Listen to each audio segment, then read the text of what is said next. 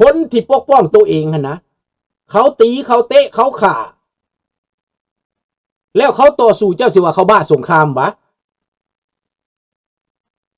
เมียเจ้าเขาก็เอาไปลูกเจ้าเขาเอาไปเจ้ายอมจำนนเพราะว่าเจ้าบ่อยากสู้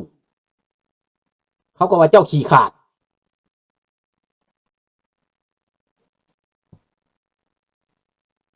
แบบเดียวคือลาวคู่มือนี่นะบ่ได้บ้าสงครามแต่เขาเอาเบิดดินดอนตอนหญ้าป่าไม้เจ้าลูกเต้าเจ้าครอบครัวเจ้าลูกสาวหลานสาวเจ้าเขามาเอาตั้งแต่อายุ14 ปีไปเจ้าขมืนตาเมาอยู่คือควายนี่ข้าพเจ้าว่าควายสวัสดีท่านผมมาในเมื่อเป็นเช่นนั้นพี่น้องฟังเอาเด้อตอนนี้เซเลนสกี้มีไพ่มีอยู่วันใด2 ชั่วโมงผ่านมานี่เซเลนสกี้ยิงระเบิดเข้าไปยิงจรวดเข้าไปใส่โดรนยิงเข้าไปมอสโกมืดหมดไฟดับกลางกรุงมอสโกพี่น้องตูมตูมตูมถ้าปูตินก็อยากโซ่ก็ส่งโดรนไปถล่มยูเครน700-800 ลูกทางลูกมิสซิลต่างๆแต่ยูเครนก็ตอบโต้อย่างสะสมพี่น้องนั่นแหละแล้วโดนัลด์ทรัมป์ก็เห็นว่าเซเลนสกี้กล้าเก่งสู้รบได้แต่ไปว่าเซเลนสกี้บ่มีขาดนั่นแหละไพ่ตายของเซเลนสกี้แทงบักหัวใจมันแทงตามันตัดขามันเตะคางมันสัดงอนด้นมันสุดท้ายก็ตายลงทีละน้อยตายลงทีละน้อยตายน้อยตายย้อนหมดงามตายย้อนหมดแดงทรายบักโปรตีนตายย้อนหมดแดงทรายเห็นบ่ล่ะนี่เรื่องของมันเป็นแบบนี้โดนัลด์ทรัมป์ตอนนี้สิไปทางใดล่ะบัดนี้ยูเครนเขาเซ็นตามนั้นแล้วแต่โปรตีนบ่ยอม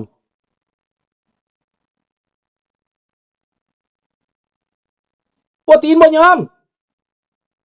คันบ่ยอมตุกกี้เปิดไฟเขียวเฮือน้ำมันแถวนี้นะยูเครนนี่นะไทยได้ดำนี่นะค่อยให้เจ้ายิงได้บาดนี้แต่ก่อนยุคตุกกี้บ่ให้ยิงได้เฮือขนน้ำมันของรัสเซียออกไปนี่บ่ให้ยิงบอนทอกาซัคสถานส่งน้ำมันมาลงบ่อนตุรกีก็บ่ให้ยิงแต่ครั้งนี้เซเลนสกี้ฟาดบ่อนส่งน้ำมันอยู่ข้างตุรกีหั่นน่ะ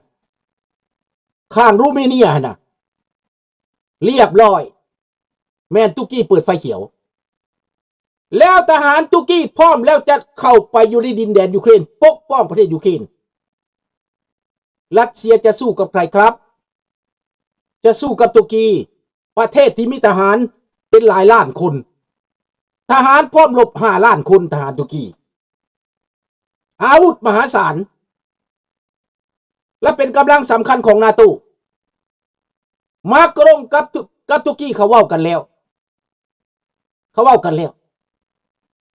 ตุรกีกับเยอรมันเขาเว้ากันแล้ว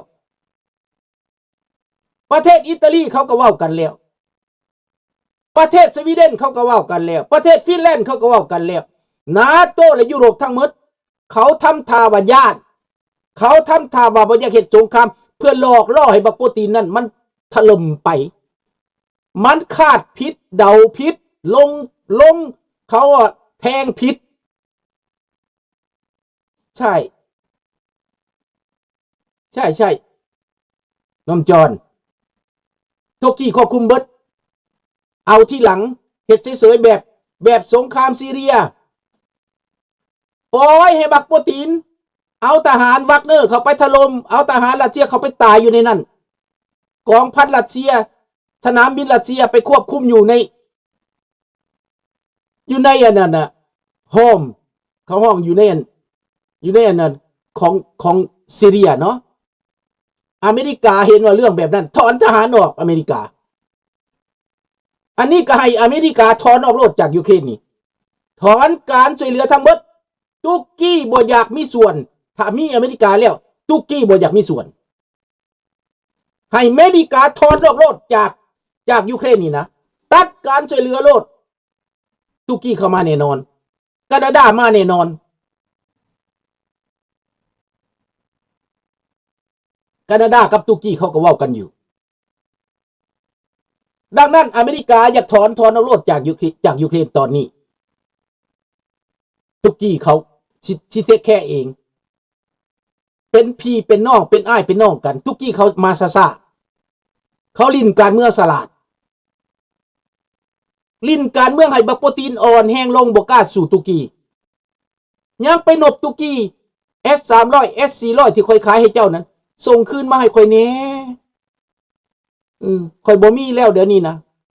แก้ไขซอยค่อยแน่โปรตีนไปขอไหวเด้ตุรกีก็ส่งให้เอาไปเอาให้แล้วก็บอกยูเครนยิงจุดนั้นเด้อตูม S300 ไปเบิด S400 ไปเบิดนี่ละเป็นจังใดละบาดนี้พี่น้องให้ขึ้นเบิ้งพี่น้องขึ้นเอาเด้อพวกที่พร้อมจีนพร้อมรัสเซียก็ฟังเอาสีจิ้นผิงตกลงกับโดนัลด์ทรัมป์เพราะแต่ค้าขายกัน1 ปีภาษีคงไว้คือเดิมบ่ขึ้นฮอด100เอาไว้ 49% บ่เท่าใดนี่แหละ1 ปีจีนซื้อหมักถั่วเหลืองอเมริกาซื้อแร่เอิร์ธจบกันไว้แค่นี้ฟังกะคักได้อเมริกาบ่เป็นโดนัลด์ทรัมป์คนเดียวเด้ออเมริกาเป็นความมั่นคงของอเมริกาต่างหากอีกเด้อฟังกะคักเด้อคันผู้ใดบ่ฮู้จักแหละต้องคิดอีกคิดใหม่โดนัลด์ทรัมป์อยู่หรือโดนัลด์ทรัมป์บ่อยู่อเมริกาก็ยังคือเก่าให้ต้องเข้าใจอย่างสั้น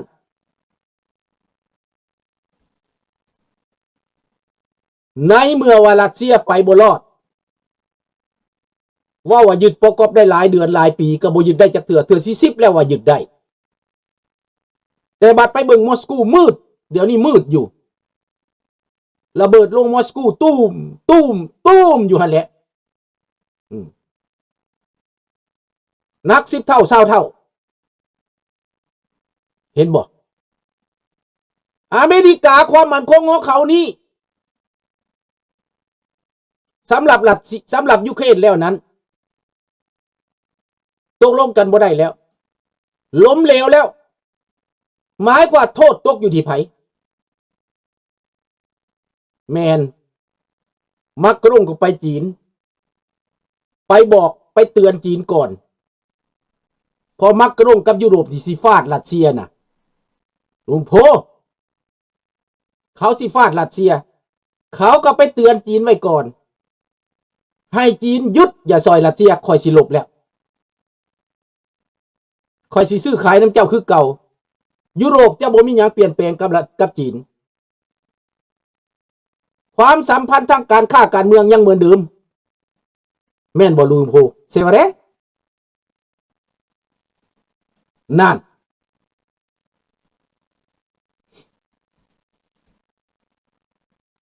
ดังนั้นขึ้นเมื่อเป็นแบบนั้นรัสเซียตกอยู่ในเขาห้องว่ากาโอติกแล้วเดี๋ยวนี้อยู่ในกาโอติก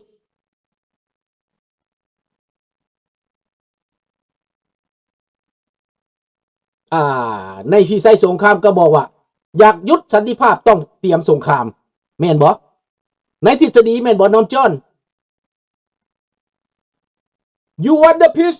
prepare the war You want the war demand peace พวกใดที่อยากได้สันติภาพอยากได้สันติภาพได้สงครามแม่นบ่ตายแม่นบ่คืออยู่ลาวนั่นพวกลาวอยากได้สันติภาพ สันติภาพมาแล้วคือลุงเอาเพลงลงหั่นนะตายแม่นบ่พวกใดอยากได้สงครามอยากได้ความตายให้เรียกห้องสันติภาพพวกใดอยากได้สันติภาพให้เตรียมเฮ็ดสงครามอันนี้มันตำราของโลกแหละอันนี้นะเตรียมเฮ็ดสงครามแต่บ่เฮ็ดสงครามเพื่อยังเพิ่นดีซัวซีเพื่อป้องกันถ้าเฮามีความเข้มแข็งทางด้านการทหารการเมืองแล้วสงครามบ่เกิดถ้าเฮามีความอ่อนแอแบ่งแยกคือลาวสมัยก่อนเขาก็มาตีอีตากองแรกก็อยากเป็นกลางอีตาสุวรรณภูมิก็อยากเป็นกลางฝ่ายขวาว่าต้องป้องกันไว้ต้องมีทหารไว้ต้องเอาอเมริกามาฝ่ายซ้ายไม่ได้บ่ได้ฝ่ายซ้ายอยู่เมืองลาวนะเขาว่าครีโอเมอร์ล่องคือมันสิตายนี่นะพวกบักไกสอนบักสุพรรณวงศ์ฝ่ายซ้ายพวกบักนูหักบักสิงคโปร์เอาอเมริกาเข้ามาลาวนี่บ่ได้คัดขวางอย่างใหญ่โตนเข้าป่าบ่พอใจบ่มักอเมริกาคิดเบิ่งมั้ยถ้าอเมริกามาอยู่ลาวตอนนั้นเฮาบ่เสียประเทศ 100% บ่เสียดีบุดีไซสนะซ้ำวาลาญาดุงโพเซเวเรพวกอาวกลาเปอินโฟปริปาเรลาเกexact ลุงดังนั้นยุโรปเขาเตรียมสงครามเพื่อต้อนรับสันติภาพบ่แม่นทฤษฎีบ่ลุงแม่นทฤษฎีบอดนี้พวกจะได้สันติภาพเรียกห้องพวกจะได้สันติภาพนี่นะมันจะได้สงครามมาได้เพราะว่าเจ้าบ่ได้เตรียมดิเจ้าจะได้แต่สันติภาพบ่ให้เตรียมกองทหารบ่ให้มีงบประมาณบ่ให้มีลูกปืนบ่ต้องเฮ็ดสงครามบ่มักสงครามอันติวอร์อังติแย่เพิ่นอังติแย่แล้วฝ่ายศัตรูมันเห็นโทษมันบ่มีไผป้องกันได้ผู้ชายในบ้านก็บ่มีที่มีผู้หญิงพวกนี้สันติภาพใหญ่ไปเฮาไปลุยมันไปลากเอาเมียมันไปโจรมันเห็นเด้มันบ่มีทหารยามมันบ่มีหยังมันสันติภาพมีแต่เมาเหล้ามีแต่เมากระท่อมสบายดีนุก่อนเมืองลาวนี่สันติภาพใหญ่ดินี่ห้องลำทำเพลงตีกองกินเหล้าสันติภาพใหญ่เห็นบ่แล้วเขายึดเอาประเทศตัวเองบ่ฮู้เมื่อมีแต่ร้องลำทำเพลงเพราะว่าพวกสันติภาพใหญ่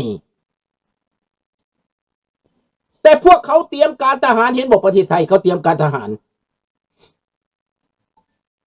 เพื่อรักษาสันติภาพนะต้องมีกองทหารประเทศลาวมีทหารประเทศไทยมีกองทหารเหมือนบ่เขมรสิยึดก็ยึดบ่ได้ก็ไปพิจกันตามชายแดนซื่อๆสิยึดบ่ได้เพราะว่าไทยมีกองทหาร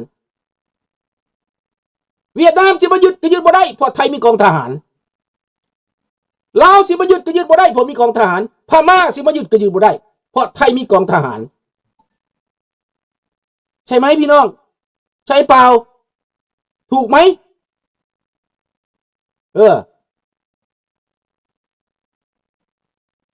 แม่นบอกประยูน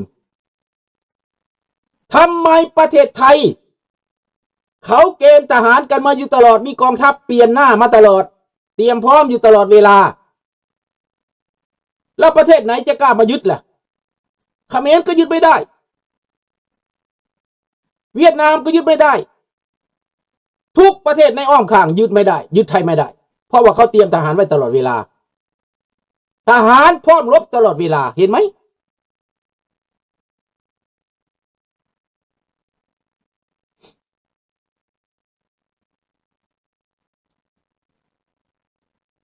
เมืองลาวที่มีหยังกองทัพลาวแต่ก่อนเขาบอกเอาอเมริกามาซื้ออาวุธจากอเมริกาแม่นบ่ฝ่ายขวาแต่ก่อนเขาบอกให้อเมริกามาตั้งฐานทัพในลาวอาวุธต้องซื้ออาวุธอเมริกาทันสมัยปืน M16 ขึ้นไปเห็นบ่ปืน155ขึ้นไปอเมริกาขนมาให้